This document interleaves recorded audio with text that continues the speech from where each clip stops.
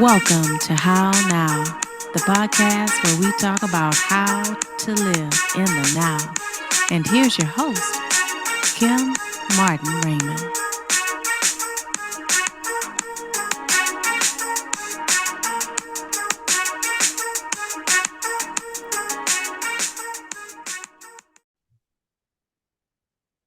Peace and blessings, love and light, and welcome to this edition of the How Now podcast, where we talk about how to live in the now. I am your host, Kim Martin Raymond. I'm a minister, spiritual life coach, holistic nutritionist, author, and founder of Redefining You LLC, where I help my clients to realign themselves, mind, body, and spirit. And if you are new to the How Now podcast, welcome to the show. We're so glad to have you. Be sure that you go to my website, www.hownowpodcast.com, and be sure to like, follow, share, and subscribe on your favorite podcast platform. You can go to the bottom of the page and click on this week's banner, and it will take you to the How Now YouTube channel where you can like, follow, share, and subscribe there as well. Be sure to click on the playlist for Tuesday, and also find out what's going on in my now. Again, that's www.hownowpodcast.com. So let's get into today's show where we're going to be talking about the wall of wealth. Now, we are coming up on tax season.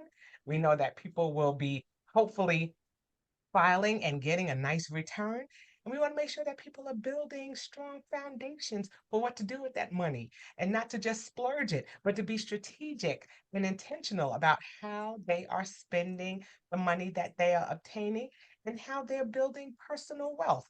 And to help me to go through all of the ins and outs of financial or personal financial wealth and how to build that is my lovely guest. And of course, as is customary with the How Now podcast, I will have her introduce herself at this time. Take it away. Absolutely. Thank you so much, Miss Kim. It is an honor and a pleasure to be here with you and your audience. My name is Leah Garcia, and I must say the amazing Leah Garcia. Right. And I'm a financial professional, and I specialize in helping you to protect, distribute, and transfer your wealth. I'm also involved with the Money Minute. We bring you financial literacy in bite-sized golden nuggets. We post those all over social media. I'm the host of the Wealthy Wednesday, which we talk about all things money to do with reading books to weight loss and everything else to do with your wealth. And I also am a guest speaker on the Motivational Monday podcast with Eric and Friends. And I am the creator of the Wall of Wealth, which is my proprietary system. It's a one-page financial plan. And by the way, I also just love studying, reading, learning, and martial arts. So that's me. Oh, Back to awesome. you. Awesome. I love it. I love it. I love that you said that wealth is not just about money.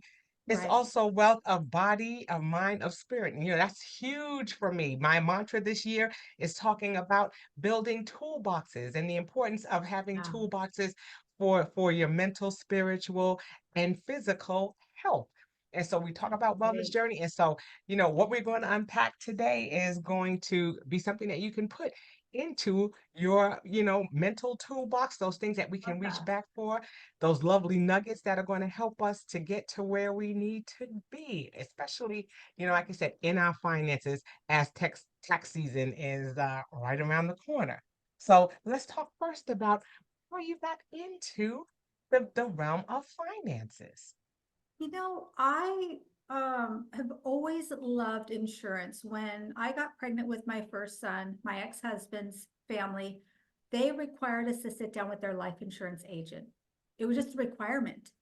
And to that point, I had no idea there was anything that you could purchase, that you could invest in that would take care of your family when you were no longer here. I was fascinated and I read my first life insurance policy cover to cover.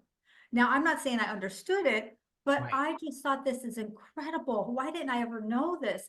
Growing up, if someone passed away, we did a big sale, we did a car wash, and we found the Right. richest relative, and that's how we took care of our loved ones. I didn't know that there was anything, so it always fascinated with me.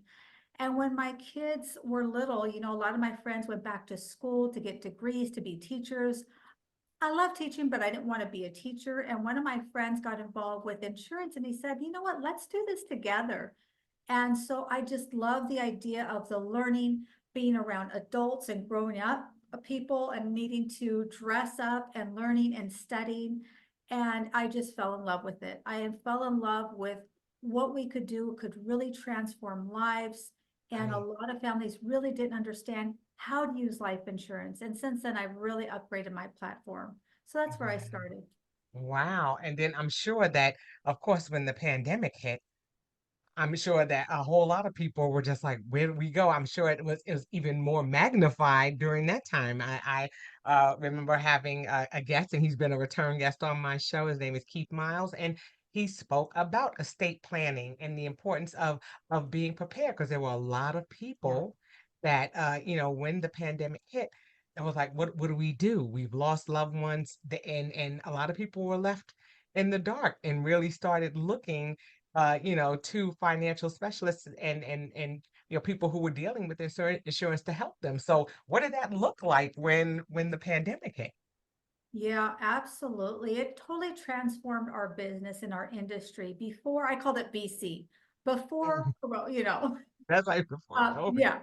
Before that, we had to meet in person, one-on-one. I used to drive about 60,000 miles a year on my car. I used to live in my car, food, clothing, and just drive all across California because we didn't have the authority to really do this online thing. Then the pandemic hit. Miraculously, we were able to get through all that compliance, and now we're meeting on Zoom.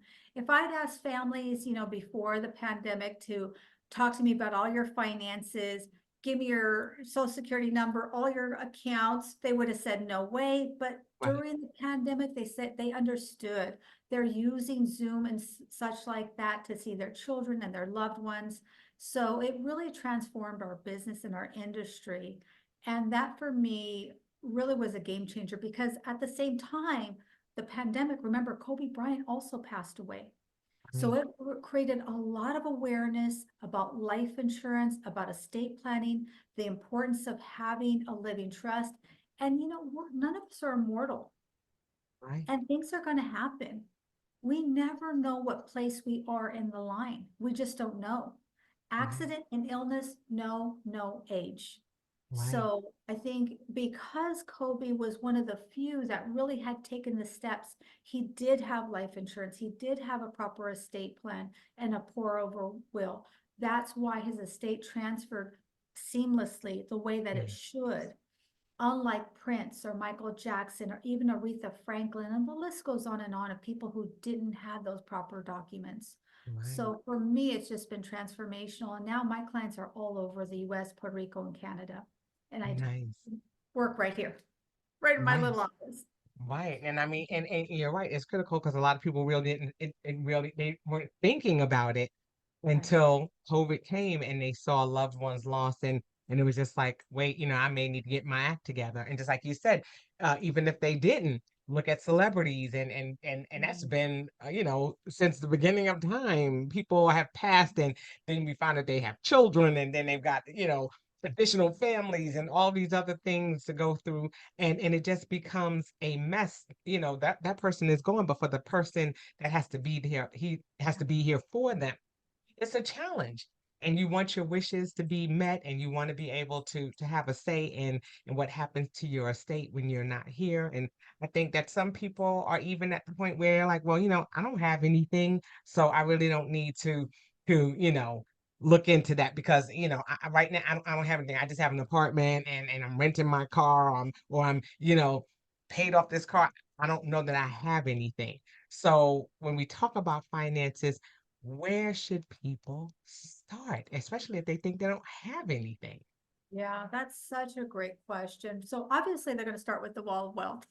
And if Absolutely. you don't have anything, let me tell you a story. A lot of people think that they didn't have anything. And I met this couple and they were not my client, but I was referred to them for something else. And they really had been those hardworking families. They didn't have children, but they had a church and they wanted to leave something to their church. So you know what they did, Miss Kim? They would save up, get a life insurance policy, and then they would, go ahead and continue to do that. And they did that many, many times. And at the end, when they passed away, they left an estate worth over $10 million. So it's not just about how much you accumulate, but life insurance is one of the most affordable way to leave tax-free wealth in most cases to your beneficiaries, whether it's your loved ones, you can create an estate for them, whether it's your grandchildren, whether it is your charity, whether it is you want to start your own foundation. So for pennies on the dollar, you could literally leave millions of dollars to those you love and care about most. Right, right. And then, we talked about that, and I think that's a wonderful start because, like you said, it's pennies on the dollar. You see all kinds of advertisements for things like Gerber, things like, I mean, even for your children, and being able to create things even when they're younger. Because I think what happens is some of us who are older, some of us Gen X, or Gen Z. Well, they're Baby relatively young, boomers, yeah. but our baby boomers, those of us who are older in age, we're thinking, oh, well, we're past that age. We're getting close to retirement age or what should be retirement age, but we can't retire because we don't have any savings. I mean, I think that it's just, people just have no idea where to start. They have no idea, that they can invest, especially if they're in their latter years. So, I mean, is it possible for Absolutely. them to even start then with a life insurance policy and build from there?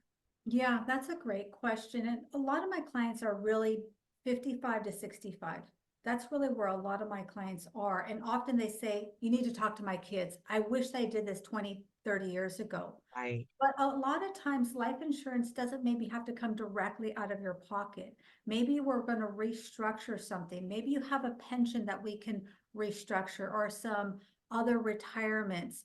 Maybe you're a business owner and we can leverage the business using IRC codes, executive bonus plans, even premium financing. So there are a lot of different ways. And one thing that I've done as well is if you have children, and they know they're going to be your beneficiary, hmm, perhaps it's time for them to pay for that policy, not right, only to protect their inheritance, but also you can add additional riders like long-term care, which many families don't have anything towards.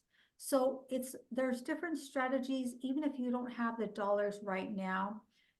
You know what? You can start somewhere. Maybe you start with a final expense, or you start with a very affordable term life insurance product that's convertible down the road.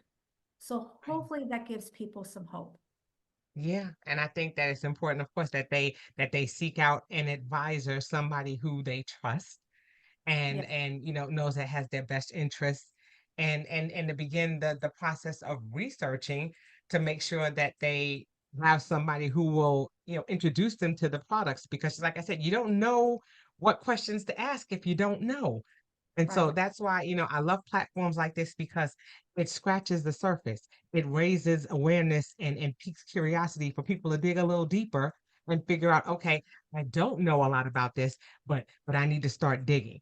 And Right. one place that I'm sure that they can start is with your ebook, which is The Wall of Wealth. So let's Thank talk you. a I little bit about agree. the Wall of Wealth. That's a wonderful segue into the Wall of Wealth and how that was developed, because there are people out there who are just like, I have no idea what to even type into Google. You have to know what to ask. If you don't know where to start, Right. this is a You wonderful are starting point. so on point, Miss Kim. We don't even know what we don't know. You're right. And so where do we start? My intention with the Wall of Wealth is for it to be a one-page financial plan that you can literally temperature check yourself, self-diagnose, so you can get an idea. And at the same time, you can decide whether or not my message resonates with you, but you can have an idea about what blind spots may be in your financial plan right now. There may be things you're aware of or things you're not aware of. Because when it comes to building our finances, it's just like building a home. And Mhm. oftentimes, Miss Kim, people try to put on the windows and the roof before they've ever created a foundation. And they start talking about things about flipping real estate, Bitcoin, stocks, options, and there is a place for that. I'm not Mhm. alluding to that. They're not relevant because they truly are. Yes. However, my message is this: let's build your financial plan. Let's fill in the gaps in the blind spots and create your wall of wealth. And then that's a cherry on top is those other investments. That's where options go. That's where buying, selling real estate. Because if something goes sideways in those other investments that are high risk, by the way, Right, right. generally, if something goes sideways, you still have something to fall back on. That's what happened during the 2008 crisis, is that many Mhm, people owned 20 or 30 properties and they lost them all, but they mhm. had no backup plan. And so people become hopeless and they do desperate things. Yeah. So, and the second part to your question was, where did this come from? I can't take full credit for it. When I was in my practice company, my mentor taught me a very basic wall of wealth. They only had a few products, so it didn't have, it wasn't all encompassing. And I always really liked that because I felt like it was really simple and Mhm, anyone could understand it. And as I've been in my career, I've been licensed now 18 years. I mhm. have really embellished it. I've tested it, and now it's something I teach to all my clients. And I used to just draw it up on a yellow notepad and give it to them, right? And Mhm. kind of tell a story. And then I created like a little template, and now it's come into a full ebook so that people can understand the rationale. Why do I have to have these things in place? What sense does it make? And I think that for a lot of people, it would answer a lot of questions if they just had it. I mean, it's really that simple. And like I Mhm. said, you can literally go section by section and see, do I have this? Do I not? Why should I need this? Do I need it? And then, go to the next step. So it's kind of like layers of a cake, Yes. step by step. Yes, I love that. And I mean, and that's important. Just like you said, it's about building the foundation. And I think because of the fact that we live in this microwave society where everything has to be instant, fast, when you start talking about Bitcoin or you start talking about stocks, people are drawn to that. You Yeah, see people who have amassed a lot of money, that's if right. they're strategic about going in and they understand it, and you have people who have left their jobs, who are sitting in their homes, and that's all they do all day. And for some of us, I don't have the bandwidth. My heart could not take that, seeing things go up and down. Some people can ride that wave while others can't. And So, that's such a great point. The wall of wealth is not sexy. It is boring, it's basic, but it will save and transform your finances if you adhere to it.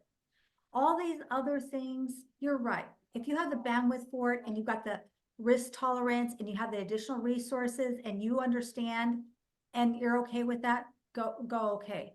But I have seen even multimillionaires be decimated and leave absolutely nothing when they did not have the financial foundation in place yeah. because of taxes, because of not understanding Social Security and provisional income, estate taxes, capital gains taxes. I mean, there's so much more. That's why I say my role is I help people to properly protect, distribute, and transfer their wealth. You don't Right, just put money in just to take the money out. There's a right, systematic mathematical way to distribute that wealth. And then wealth transfer is something completely different. Financial advisors, wealth managements don't ever usually talk about that. And for me, Miss Kim, I always say begin with the end in mind.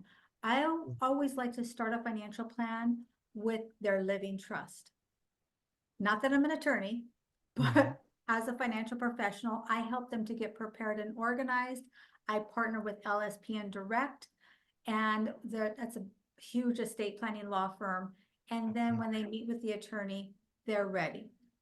And then once I know where they want to be, what assets do they want to transfer? What is that estate going to look like? Do they want a dynasty trust? Do they want to create a foundation? Do they have a nonprofit that's important to them? Do they want to skip generations? Do they want to put certain rules and guidelines, things that their beneficiaries and their heirs must do and things that they must not do?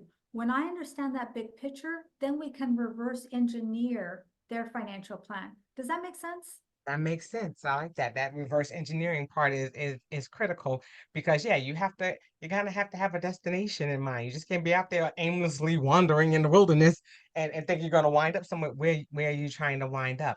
And Yeah, then I know that things can change, because now we're seeing so many families having to take in their aging parents and or their older children, and so the paradigm has shifted from the way it used to be. And now we're like, okay, we're seeing families that, when they thought that they were going to be free to go and travel, that was our dream, especially as as a Generation Xer, I was like, you worked your job, you stayed at your job, you saved your money, and then when you got older, you hope to go and travel the world and do things. And now we have people that are passing away right, prematurely because they're not taking care of their health. right, Then you've got people who are not able or eligible for certain benefits and things because of pre-existing conditions. right. Then you've got people who have turned around and now had to take their family members in, and it's just become such a hodgepodge of things that were unexpected.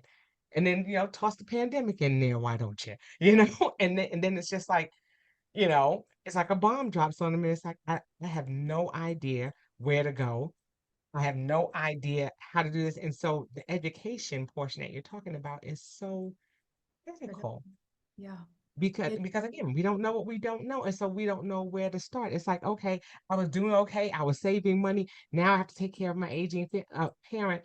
And now where's that money coming from? And if they don't qualify for health insurance, now what do I do? So I'm sure you get hit with a whole lot of questions about exactly yeah. how do I, go through all of those weeds? And I guess that starts, like you said, with the end in mind, right? Yeah, yeah. So many great points. I kind of want to unpack that. Me and my ex-husband raised my sister's boys because she got into drugs. And I never expected to have two children, let alone four. Suddenly we doubled our family overnight.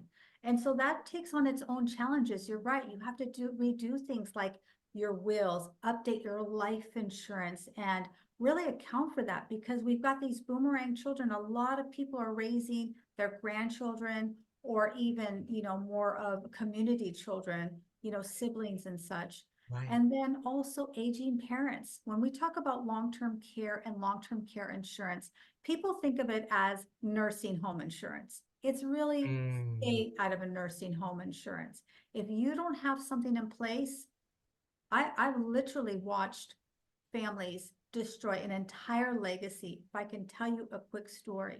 no, This was a few years ago, probably about 10 years ago. And I was really working on fine tuning the living trust because I've always had an interest in it and just really became it's really my crusade.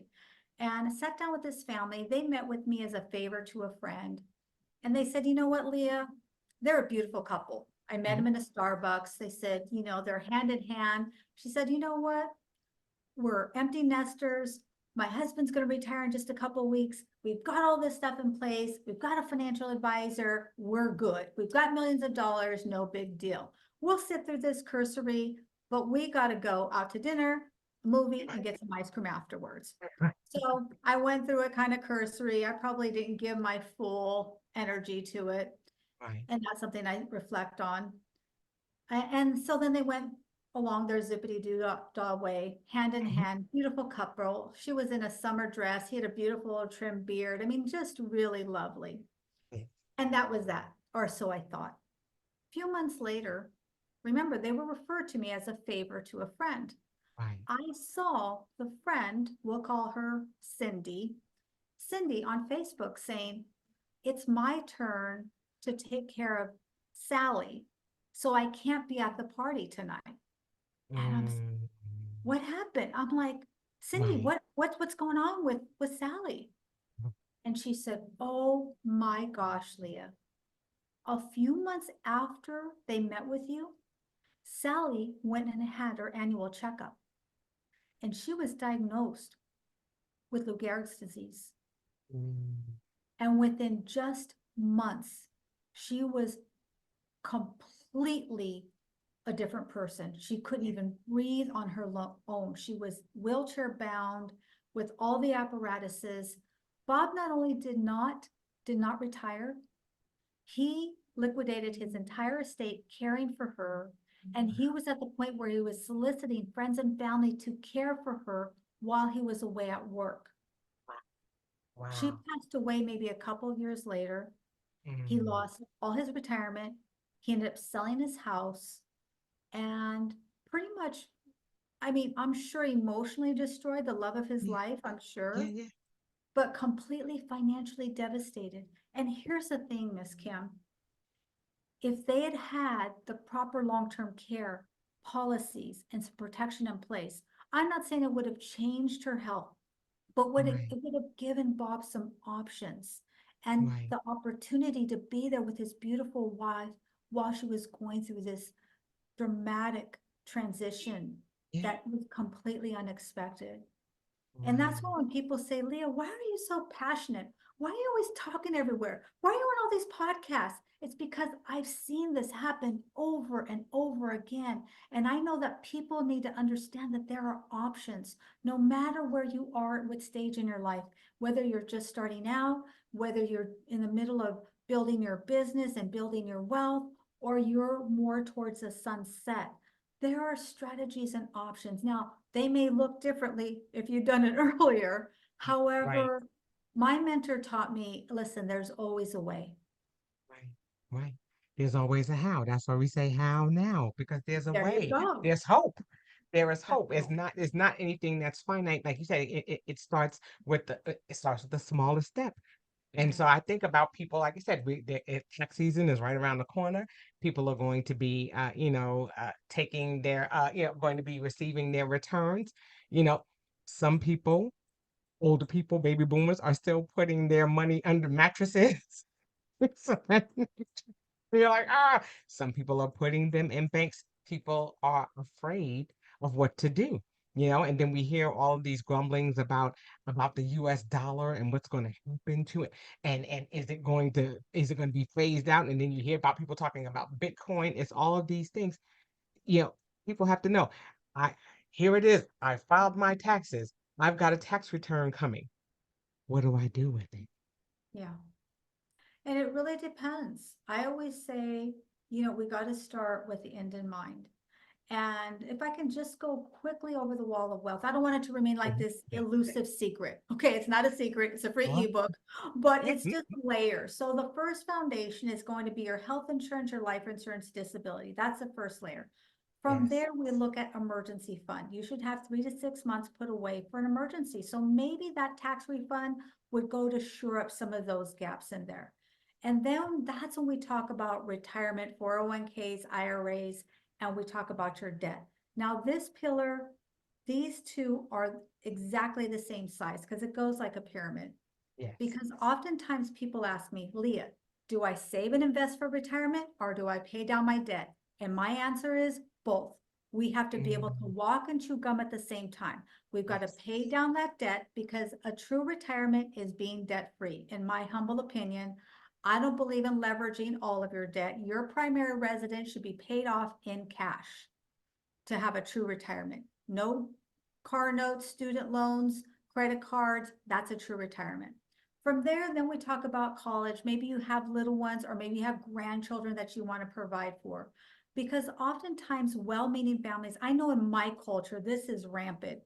We will forego life insurance, disability. We'll say, forget about the emergency fund. We'll use a credit card and we can wait to retire, but we're going to put our money towards our kids' college. But guess what happens as soon as someone gets sick, somebody dies, or now somebody has an emergency like transmission goes out?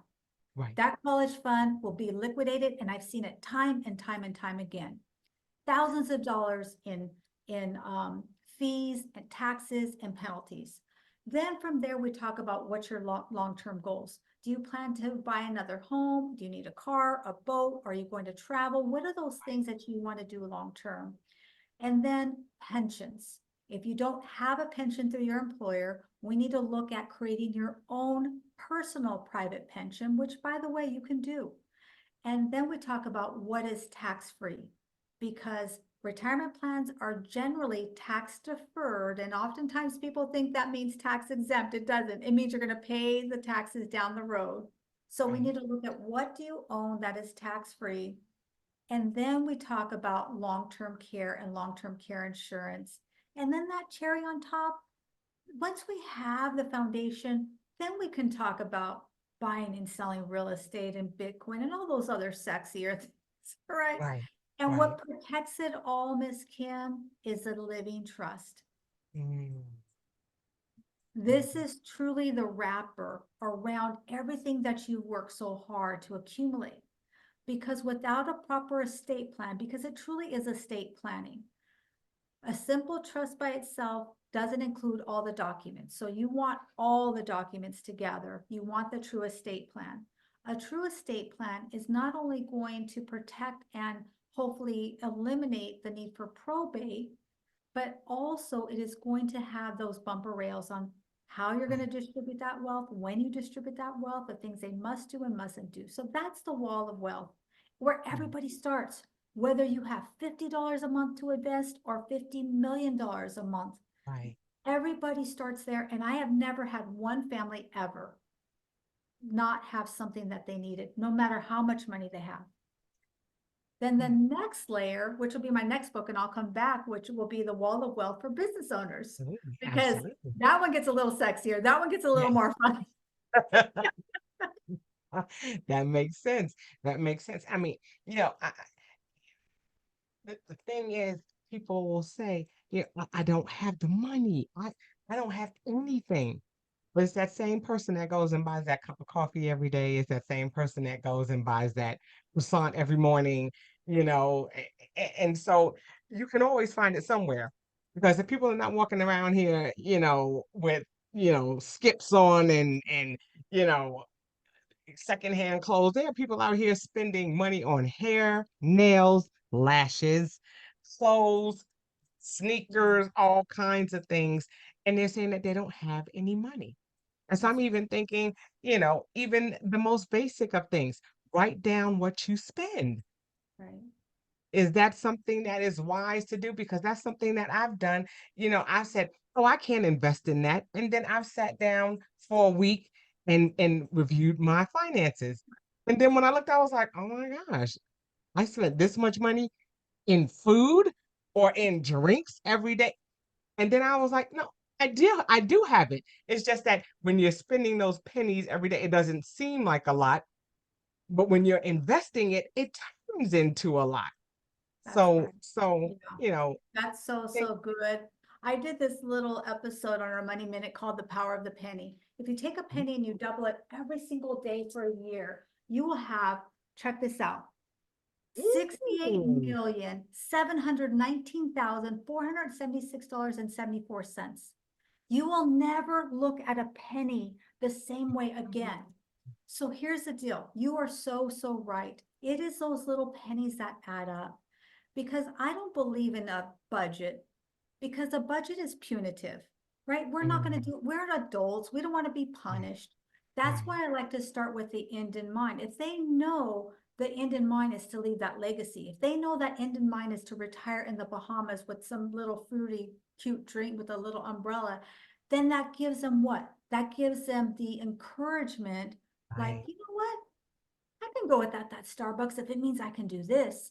You know what? I can go ahead and maybe not buy that Gucci purse today. Maybe I'll right, put it off and get a secondhand purse, or maybe I can get a right, knockoff. I mean, who the heck cares? Right?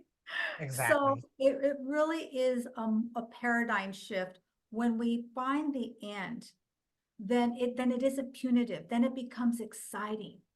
And then it becomes like a game. And then you think of the penny and you think, wow, if I had just Right, started with just $50 a month, maybe it's $50 a month today. The number doesn't matter, Miss Kim. right, People right, get locked up in thinking they have to have some huge amount because we've been bamboozled into thinking we got to start absolutely. there. A lot of companies won't even talk to you unless you have money, $500,000 or so, before they Right, would even take your call. right, But I believe it is the mental discipline of putting money away. What do they call that? Dollar cost averaging. It is developing that atrophy muscle, the discipline. And what happens is if you put that away over a year, you know, the average family doesn't have $400 in case of an emergency. Right. Suddenly you have 400, 500, $1,000. And when you see that accumulate, people get excited and they Yeah. start to self monitor. I never Right. monitor my clients. Listen, this is your money. I'm not working for, you're the one. Right. I'm never going to tell you this is what you have to do. I'm just going to Right. enlighten you and Yes. empower you to be able to make those decisions. And then you're going to self-discipline. Mhm. Or sometimes I've had clients, you know what? I'm going to start a business. I'm going to Right. start a side hustle. I'm going to take a second job. I'm going to start doing other things. And now they have those resources. So, like we Wow. started in the beginning, my mentor taught me there's always a way. And I Right. just truly always do believe that. Yeah. I think that's powerful. It does. Like you said, it's about, having the wisdom so that that way, and I say this consistently, we want to be in a place where we're able to respond and not react. Yeah. When things become critical or crucial, or we find ourselves in a financial bind, we begin to panic because we don't know what to do because we have not prepared for that. And I Right. think about that even with my weight loss journey. I remember being in a place where I was like, oh, yeah, I'm gonna lose weight. Then all of a sudden I lost the weight. And then all of a sudden it was like, uh-oh, my clothes don't fit. Oh, I didn't have finances to buy a wardrobe. But I said, oh, I'll just put a belt on this or that. It never dawned on me, like you said, to look at the end and see that, okay, when you lose that weight, you're going to need new clothes. You might need a whole new wardrobe. I never anticipated that. And so I was not prepared. So here was I was looking crazy, like, okay, I have to stand in front of people and train, and I'm looking like a clown. I have no clothes. Because I didn't think about that. Because we wait until we get to a financially stressed situation, and then what do? We start calling people and calling people who we think, quote unquote, like you said, have money, and then we call on them to bail us out. But when are they ever going to be to that point where they're going to be able to pay that person back, plus continue to do what they need to do? There's something in that inability to regulate or their finances or Right. know how to invest or do things with money that way, like you said, they've got that rainy day, that emergency fund. A lot Right. of people don't have that. Then they have to rely on someone else to do it for them. So That is I love so that you talk about this. It's about enlightening people so that way we're not in that point of things being emergent before we act, and now we're reacting, and then it becomes a cycle because we never seem to get out from under it once we get there. Even right. though the notifications and bills were coming in, just like when people say, "Oh, well, I didn't have the money for my phone bill," it was coming every month. Right. Nothing changed. They're not going to say, pay a month, get a month free. That's not how it works. It's not a BOGO. You know what I'm saying? Yeah. One get one. People don't know what to do or how to prepare. And so they begin to react out of fear and out of desperation. And we have to get them on the other side of that so that when these situations happen, they can say, okay, I'm just going to run to the bank and I know that I have this emergency fund set up for this. And now I have something to fall back on. That's what we're talking about when we're talking about those toolboxes and making sure that Absolutely. we have something to reach for besides an empty well that has nothing in it, and we're not, Yeah. where we need to be. You're watching this. I urge you to go back to this last 3 minutes and rewatch that. That was a TED talk right there. That was a mic drop. You were so on point. So Awesome. a lot of it has to do with our self-worth. If we Yeah. don't believe that we're worthy, then we're going to what? Self-sabotage ourselves. That's why I say the amount doesn't matter. You know, if you're making a minimum wage, you can't start with $1,000 a month. My average client puts $3,000 to $5,000 a month away, you know, and more. Right. But I say, you know what? Start with a penny. Mm. Anyone can start with a penny because it's not how much money it is. It is building up your self-worth. And when you start to do that, you're setting your attention.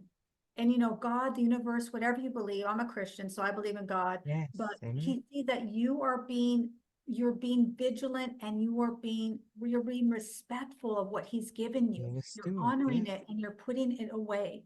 Maybe you're putting it, hopefully you're not putting it under your mattress, but maybe you put it in a jar until you've got a few $100s to put somewhere. But it really is starting. And when you start to obey the laws of money, Yes. then Mm, that's when you start to attract it. When you start to build up your self-worth and your self-identity, and you believe that you're worthy of having more, that's when things will start to change. That's when things will start to miraculously, you're just going to get a check for $20 that you weren't expecting. Someone's right, going to pay you back $100 that they borrowed 20 years ago that you right, didn't even know about. You're going right, to go into the dryer and the laundromat and you're going to find, a $50 bill. I mean, right. things just happen for you because when we focus on what we want, our reticular activating system, our subconscious mind starts to help us to find it. Right, right. And the beauty of that, like you said, when you get it, it's knowing what to do with it.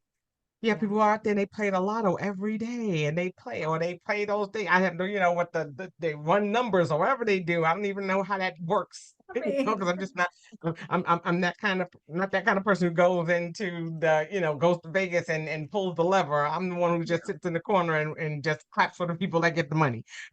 But it's knowing what to do when you get it.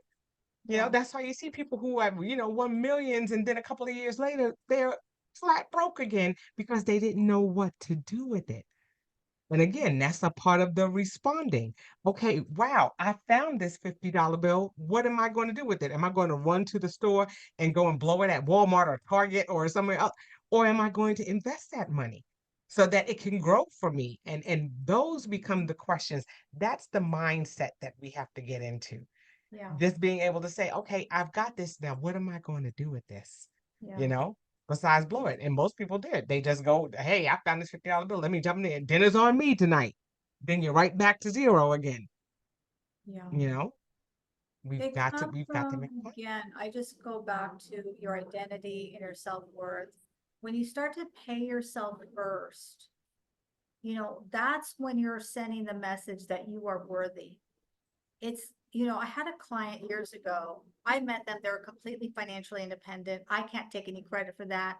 They were field workers. They got married when they were like 16, 14, and 16 years old. They worked in the fields, Yes, cantaloupes, cotton, watermelon, all this stuff, making that's not a very modest income. right, When I met them, they were retired. They owned 2 or 3 properties completely paid off in cash in California. They right. had over $500,000 in their retirement accounts and hundreds of $1,000s in their savings accounts. And I asked them, like, how did you guys do this? I mean, and they had totally no debt. I said, I know people who make 10 times more money than Right. you do, and they don't have this. And she told me, she barely had a second grade education. Wow. And she said, we were working so hard and I realized that we were struggling to pay every single person, paying this bill, paying that bill. And I said, you know what, if I'm going to work this hard, I'm going to pay myself first. And they Yes. put themselves first, 5% of their income and then 10% of their income. They got it to where they were paying themselves first over 25% of their income. That's called discipline, the power Yeah. of compound interest, and then it becomes the compound pounding. When you start to do these things, remember, it's not about the dollar amount. I don't want people to get bamboozled and tricked up and thinking if I don't have $100 or $500 a Right. month, it truly is the power of the penny. Start somewhere. It's the discipline and the action of putting it away. But that has to be what? Something that you don't touch until Right. it's an emergency, Right. right? I mean, Mindset, that like you penny ain't said, gonna do a whole, mindset. right, It's a right, mindset, and you have to, just like anything else, just like any other thing that you're trying to conquer, you have to establish the discipline. Like you said, you have to see it, or see your self-worth and say, okay, I'm worth it. It's worth paying me first, so that way I have a future. Because some people are building and putting away money and everything else like that, and then they never get to enjoy it. yeah. Then their children or their grandchildren get it, and then they squander it, and you worked all of those years for nothing. And Yeah. so it's definitely a matter of paying yourself back, doing things small, because I think that's what happens. We have this mindset of thinking that everything has to be grand and big, and it doesn't. And that's a lesson that I've even had to learn these last couple of months, even with traveling with my husband. I was like, well, we can't afford to do this and blah, blah, blah. And then all of a sudden it was like, okay, we could take these small trips. Airlines have these deals, and yeah, you may not be able to bring a bag, but you can bring a backpack. Okay, start packing light. Start getting some of those little vacuum bags and zipping and taking this with you. It's amazing. We have so many resources available to us, and we fail sometimes to take advantage of those things, and they're right there in front of us. And it's just a matter of educating ourselves, and what we don't know, asking people who do. And those Yeah. people are not, your Uncle John or your Aunt Sally who, can barely rub two nickels together, but we ask them for financial advice. We have to make sure that we're going to the people who are educated in this, and then, asking those questions. I don't know what compound interest is. I don't know what any of those words mean. And being able to ask people who can enlighten them so that way they know what to ask or how to go about doing things. And a lot of it comes from just not knowing. So we've got to, you know, have platforms like these, have shows like yours, have books like yours, so that way we have something to tap into. These are things that need to be in our mental toolboxes, so that when we get to the point of not knowing what to do, we can reach back and say, wait a minute, got that, where's that wall of wealth ebook that I have? Let me go back and look at that and see, where did she say to start again? It's things just like this that we need so that we're Absolutely. prepared. And you know what? One thing I hope that your audience would really embrace is that we all start somewhere. Yeah. And so if the person you're working with is making you feel judged or making you feel bad about where you are, then maybe find someone else. Because somebody who truly is there to help you, I always tell my clients, listen, there's no judgment here. Mm. Whatever you did, let's take that and take that as a lesson. And we're starting here moving forward. Yeah. Because we can't change what happened yesterday. We can only make the upgrades in the future. Right. So if you feel bad about where you are, find somebody who's going to really be empathetic and hand carry you and walk you through the process.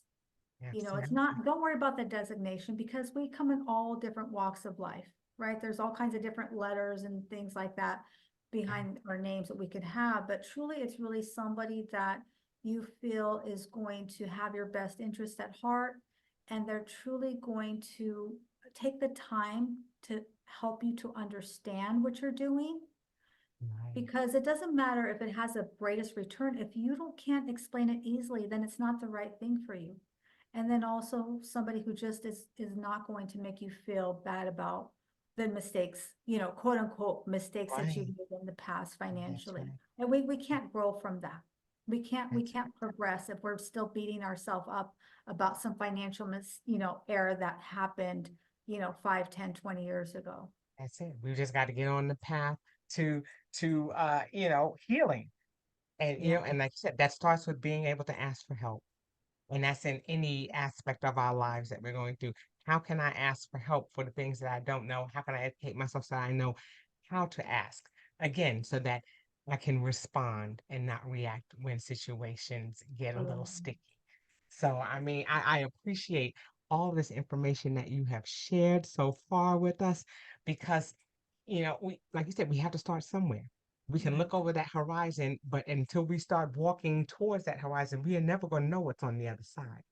So we That's have to get ourselves in that mindset of saying, okay, I'm going to move forward from right now, and right. I'm going to see where it takes me. I'm not going to worry about what happened yesterday, because, like I said, we can't change that. Now let's see what we can do to right the wrongs that we've done already and move forward. So that way we're in a better position. So that we're in a better frame of mind. So that we're in a better place to deal with those situations that are coming. Not that they're not coming, they're coming. But how are we going to deal with it the next time this happens? That's So right. that way we're prepared. So please tell people how they can get in contact with you, because I'm sure they want to know how they can get this Wall of Wealth ebook and how they can get in contact with you if they have any additional questions. Absolutely. I'm all over social media. My best platform is LinkedIn. I'm usually on there. You can send me a direct message, Leah Garcia, CEO. You can also email me at thewallofwealth@gmail.com or my website, thewallofwealth.org. And like I said, I do the Money Minute. I'm on, all over the social media. And Awesome. worst case, you can send me a smoke signal. No, I'm just kidding. You can ask Miss Kim. She'll put you in touch with me. Right, but what we will do is definitely what we'll do is we'll have those tags and contact information in the description when the show airs, so that way people will know how they can get in contact with you and also get a copy of your ebook. So that way they can begin to build that wall. And then in this case, when we tell people you're building walls, no, this is a positive wall. This is going to be Good that wall. wall that's laying that foundation so that you can put that cherry on top, get those windows in and all that good stuff. We want to make sure that you are prepared. So This was again, thank so you fun. Thank you for so the opportunity. much. And I appreciate you so much. Yes. Now, what I do is I ask two questions before I end every show. And that first question is, how are you living in the now? What are you doing to navigate in this space that you're in?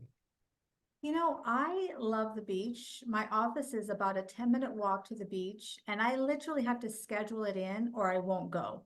And what I do, I was just talking to one of my good friends about this. I don't ever take pictures. I hardly ever send pictures because I leave my phone. I take a Yes. nice blanket. I might take some sparkling water or a little snack. I might take a book or I might not take a book. And I force myself to go and just be. Sometimes I read, sometimes I pray, sometimes I sit. We call it meditation. I call it just being. Yes. Yes. Sometimes I journal and I have great conversations with me, myself, and I. Oh, yes. Yes. We're so group. Yeah, I love that. I love that. Just being, yeah, and I always ask that question because I think that it's important for us to understand how others are navigating in this space because we're in such a special time and place, it in a is. place where some of us have never been before, and we want to know how to go about coping. And my acronym for COPE, of course, is create our peaceful existence. How are we creating our peaceful existence? Again, so that we're in a place of responding and not reacting to the things that are going on around us. That's And so good. it starts from within. Like you Yeah, said, it starts with loving ourselves. And that wealth is not just financial, it becomes our spiritual wealth, our physical wealth. That wealth comes in so many different ways. And so, mhm, I thank you for that and for reminding us that it's not just the financial wealth, it's the yeah, other aspects of our lives that bring wealth to us in other ways. So, okay. again, thank you so much for being here. Do you have any final remarks for our listeners before we go? Yeah, I would just say, and we shared this earlier, is just remember we all started somewhere. We've all been there. None of us, well, very few of us were born with a silver spoon in our mouth, right? And even if you've heard of trust fund babies, they've got their own problems, and that's a whole nother Mhm. episode. But Yeah. just understand that we've all been there. Anybody who's helping you with their money should really understand and just allow you to share with them really what you want. Don't allow somebody else to put their own ideas of what you should do and how you should spend your money. I wasn't there when you made it. I'm not there with you at work when you're creating it or building your business. So I don't feel I have the right to tell you how to spend it. And just find somebody who will really take the time to walk you through the entire process. Awesome. Okay. So you have heard it here. Like I said, take your time. Go and figure out, get a pen and paper, write things down and figure out where it is that you want to go. So that way you can articulate that to the financial person that is going to be able to best help you to prepare for the future. So again, Leah, thank you so much for being here with me. Know that you are welcome back. Like you said, when your next ebook comes out, when we're talking about business, we're definitely gonna have you come back because what's happening right now may not be what's happening 2 minutes, 2 hours, 2 days, 2 weeks, or 2 years from now. So you're always welcome back. You are now officially part of the How Now family. So thanks again for being here. And that will do it for this edition of the How Now podcast, where we talk about how to live in the now. And until we see you the next time, I say peace.